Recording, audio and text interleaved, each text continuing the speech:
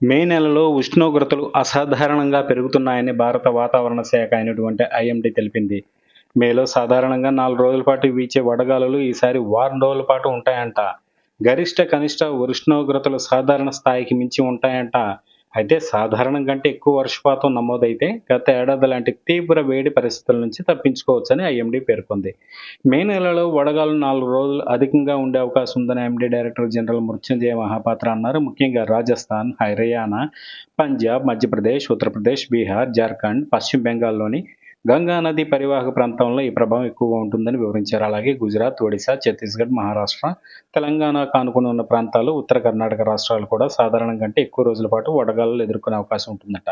సాధారణంగా మేలో దేశంలోని దక్షిణ పడమర తీర ప్రాంతాలకు మినహాయించి మిగతా ప్రాంతాల్లో 1, 2, 3 రోజుల వరకు వడగాలు నమోదవుతుంటాయి. ఈ వడగాలుల వల్ల వృద్ధులు, చిన్నారులు, గుండె, ఇతర అనారోగ్య సమస్యలతో బాధపడుతున్న వారికి తీవ్రమైన ఆరోగ్య సమస్యలు కలిగించవచ్చు అని అధికారులు చెబుతున్నారు.